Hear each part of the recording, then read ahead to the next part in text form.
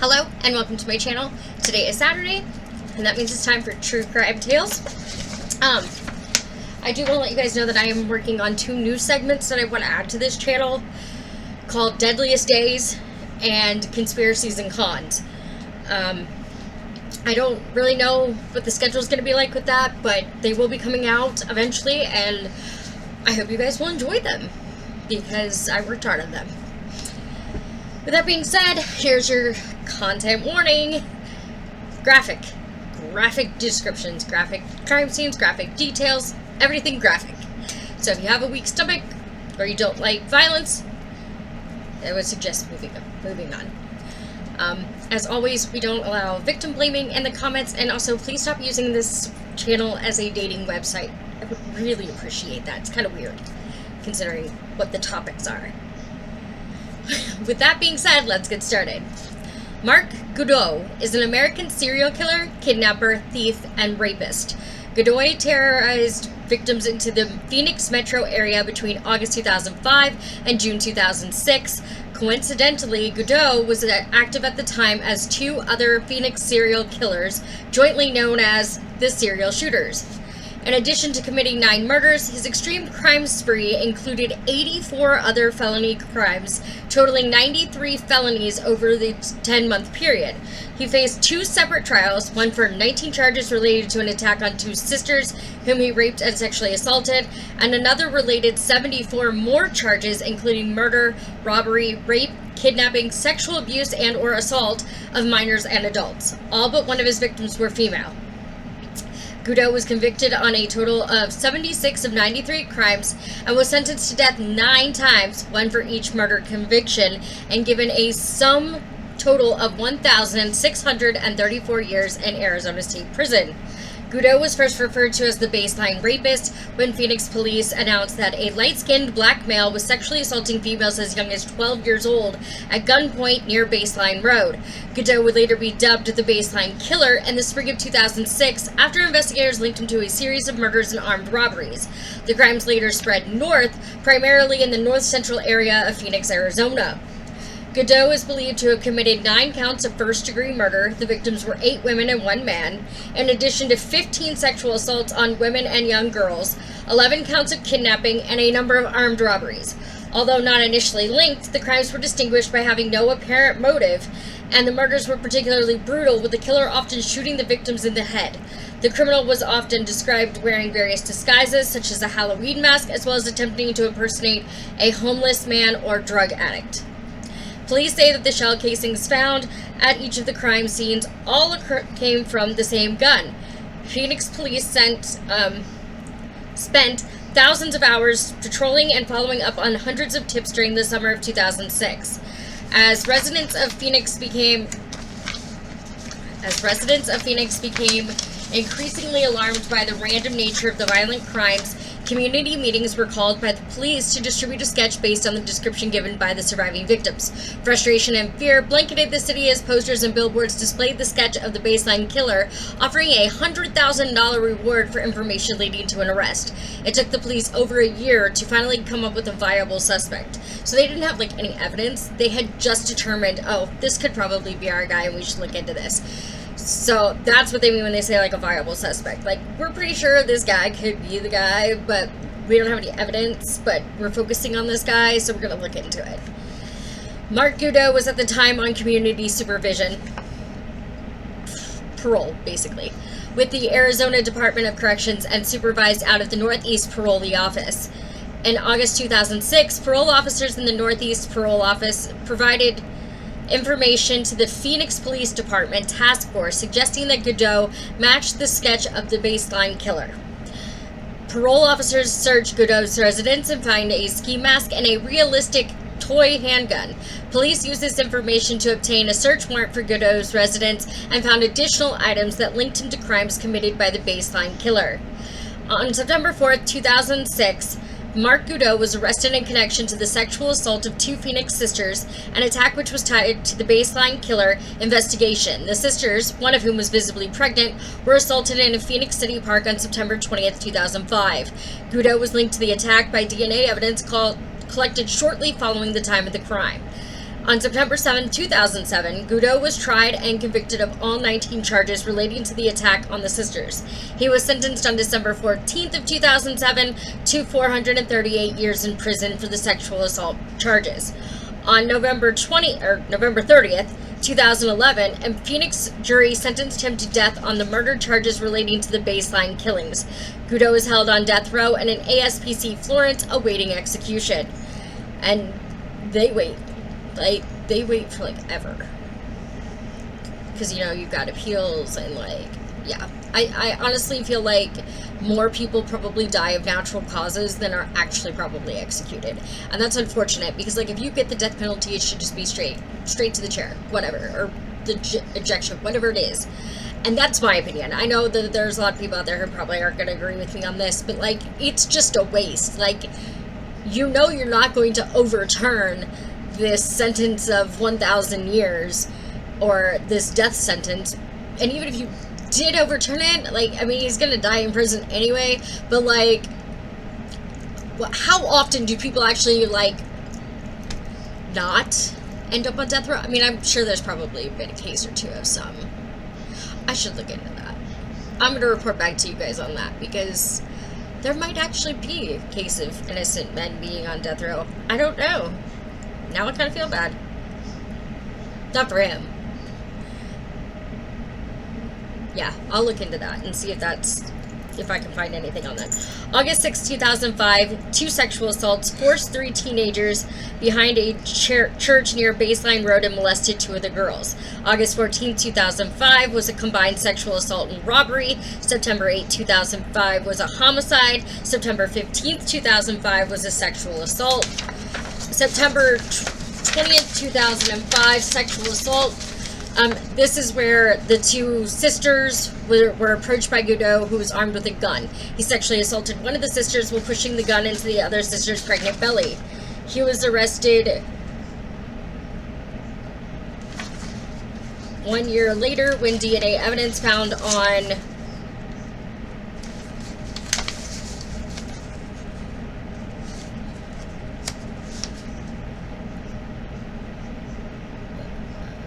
it was found on the women matched his profile. This was the breakthrough that led to the arrest in the Baseline Killer investigation. September 28, 2005 was a robbery. September 28, 2005 was a combined sexual assault and robbery. And as far as I could understand, this was 2 separate incidences. So there was a robbery, and then there was another robbery that also involved a sexual assault, but not in the same building, if that makes sense.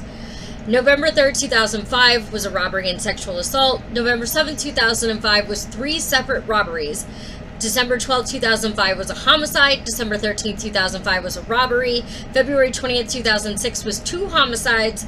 March 15th, 2006 was 2 homicides. March 29th, 2006 was a homicide. May 1st, 2006 was a sexual assault. May 5th, 2006, Phoenix police went public with a list of 18 crimes that they believed were the work of the Baseline Killer. This number has since risen to 23 as of August 2nd, 2006. And then on June 29th, 2006, there was a homicide. Phoenix police released hundreds of pages of documents to detail their investigation into the Baseline Killer. The paperwork obtained by ABC 15 News revealed the police had at least 10 names of possible suspects that they had looked into, and that they had already ruled out some of these people. The 20,000 pages of police reports were primarily of other suspects with very little mention of Mark Goudeau. The documents revealed information on 9 cases ranging from a double homicide to sexual assaults, robberies, and kidnappings. The new information included police reports and narratives that described where and who police were looking at in the investigation. They also discussed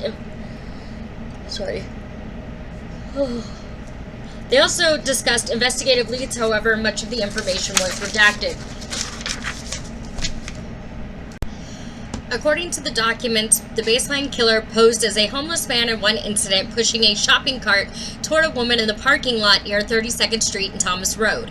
He forced himself into her car and told her to perform oral sex upon him or he would kill her. She fought him off, the record said. In that incident, the man believed to be the Baseline Killer was wearing gloves, a mask, and clothing that covered his entire body. The records show police worked to obtain partial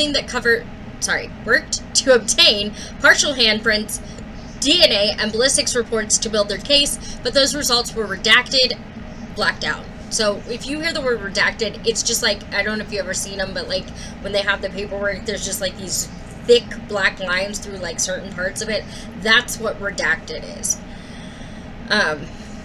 On the paperwork. While being interviewed by police in Kentucky on a burglary case, James Duane Mullins claimed responsibility for the murder of Georgia Thompson on September 8, 2005. Mullins told police he shot Thompson as she attempted to rob him outside the Scottsdale strip club where she worked. However, Thompson's body was found almost 10 miles away in Tempe at her apartment complex. Police do not believe she was killed elsewhere. Mullins changed his story when police definitively linked the homicide to the baseline killer. He told police he was not in Arizona. Mullins denies any involvement in Thompson's death. On August 3, 2006, murder charges against Mullins were dropped. Authorities stated that Mullins had caused a significant diversion of resources during the hunt for the baseline killer. In April 2009, the Times Publications, a chain of publications in the Phoenix metro area, published a story revealing that the Phoenix Police Department had possessed the key DNA evidence that was eventually used to crack the baseline killer case 9 months before the arrest, but failed to analyze it in a timely manner. On September 4, 2006, Phoenix police announced an arrest in connection with a sexual assault previously linked to the baseline killer while serving a search warrant at 28th Street and Pinchot Avenue. Police arrested Mark Goudeau, a construction worker living in Phoenix. Goudeau was charged with attacking two sisters on September 20th, 2005, and Goudeau was linked to the attack by matching DNA evidence found on the victims. So, you know, these two girls had survived and I guess went to the hospital, and the rape kit was done, and they got evidence off of these girls and were able to connect it to Goudeau. Goudeau was tried and convicted. Words are hard. Goudeau was tried and convicted on all 19 counts connected to the assault and all murders related to the baseline killer investigation. So, like, right away they were like, yeah, this is the guy. This is the guy. He's responsible for all of these. During the trial, the two sisters gave testimony that Goudeau suddenly approached them with a gun in his hand. They were forced into nearby bushes and told to remove their clothing. The victim said Goudeau sexually assaulted the younger sister as he pointed his gun at the other sister's pregnant abdomen. Prosecutors said Goudeau warned the women not to look at his face during the assault. They also stated he rubbed dirt on one of the women to remove saliva traces and wore a condom during the assault on one of the sisters. Maricopa County Attorney Andrew Thomas stated he would seek the death penalty on Goudeau if he were convicted in the murder trial. Goudeau's wife, Wendy Carr, told the Associated Press that police arrested the wrong man. Carr reportedly said in a telephone interview, quote, "My husband is innocent. This is a huge miscarriage of justice, and they have an innocent man in prison. This is all a mistake. He shouldn't be in prison for something he didn't do." End quote. Yeah, isn't that how they all feel? I promise you, BTK's wife probably thought the same thing. Like, my husband? My church-going husband? No way. Not possible. However, Ted Bundy's fiance, she thought he was weird. She said from the get that something was up with him and he was like a weird one. But yeah, I've seen so many other cases where the wife is like, he didn't do it, and then there's the evidence. There's evidence, ma'am. There's DNA evidence. And you're still like, he's innocent. He has to be, because if he's not, then I'm insane for marrying this man. But they all say that the man is innocent, and then they're like, okay, so he wasn't innocent. I don't think we ever really think about, like, the fact that the killer's families are also victims, if that makes sense. Because they're the ones that now have to live with this for the rest of their lives. And people know who they are. That's why so many of them end up moving away or changing their names or starting over with whole new identities. And I can understand why they would do that. Because it is a lot to, like, hold for one person. You're asking a lot. And I just don't think that that's right, in my opinion. Friends and family deny any possibility that Goudeau could be the baseline killer, saying he was framed by Phoenix police who were desperate for a suspect. He wasn't. According to Arizona prison officials, Goudeau is an ex-convict who served 13 years of a 21-year sentence for aggravated assault, including beating a woman's head with a barbell during an armed robbery. Goudeau pleaded down to the charge of aggravated assault, but he had also originally been charged with rape and kidnapping. The rape charge was dropped as there was no physical evidence of the rape. On December 7, 2006, 3 months after Goudeau was arrested, Phoenix police said they were confident he was responsible for the full series of murders, rapes, and robberies that terrorized the city for 13 months. So, like, confident, like 100% this guy did it. And you've still got his friends and family and his wife who are like, no, he didn't. I know he didn't. He wouldn't do that. He couldn't have done that. I know he didn't do it. Some women truly be Delulu, okay? Goudeau is believed to have committed 9 murders, one more than originally attributed to the baseline killer, the murder of Sofia Nunez on April 10th of 2006. Police say ballistics, DNA, and circumstantial evidence prove that Goudeau is the baseline killer. So, like, you've got DNA and you've got ballistics, and that's pretty much, like, set in stone. Like, there's no denying that, because, sorry to the wife here, but DNA is not a lie. You cannot fake DNA. You cannot make up DNA evidence. It's either there or it isn't. And don't get me wrong, I know there are cops who have done things like framing and all that stuff, but I'm saying it's there. It's there regardless of whether or not he put it there, it's there. And it would be kind of hard for me to step back and say unobjectively that, yeah, he absolutely could have been framed in one rape. One, I could see. I could go with you on that. There was multiple. And he apparently didn't take care to not leave behind his own DNA. So, like, they can't all be frame jobs, okay? During the trial, a forensic specialist with the Department of Public Safety told the Maricopa County Superior Court that Goudeau was undoubtedly the source of male DNA found on the left breast of one of the victims, with it being 360 trillion times more likely the DNA collected from the crime scene came from Goudeau rather than an unrelated black male. Corwin Town said Goudeau's defense attorney at the time pointed out that Heath's analysis showed only a partial match. Under cross-examination, Heath agreed that Goudeau's DNA was consistent with only 3 of 13 genetic markers. Police recommended that prosecutors charge Goudeau with 74 crimes, including 9 counts of first-degree murder, 5 counts of sexual assault, 3 counts of attempted sexual abuse, 9 counts of sexual conduct with a minor, 13 counts of aggravated assault, and 3 counts of indecent exposure. On October 31st, 2011, Mark Goudeau was found guilty of a total of 67 felony counts, including all murders attributed to the baseline killer.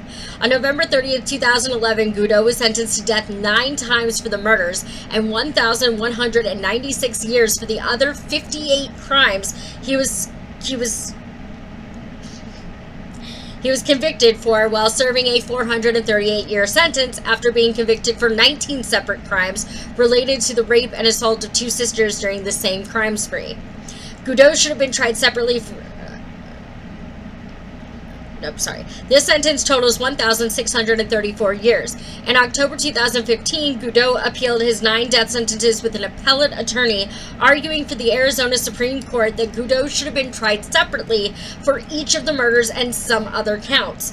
On June 16, 2016, the Arizona Supreme Court upheld 9 death sentences and more than 60 other felony convictions against Mark Goudeau. So, like, they were like, no, it's pretty solid. It's you, dude. It's you. And you're gonna stay right where you are, which is, like, good for them, because, like, he did not need to be back out on the street. And I promise you, this is not like one of those people who's like, I only killed that one time and I'll never do it again. He would do it again. Over and over and over. Evidently, because he was convicted of 9 murders. But there's a possibility that he killed, like, 23 people. You see where I'm going with this? Like, he would do it again.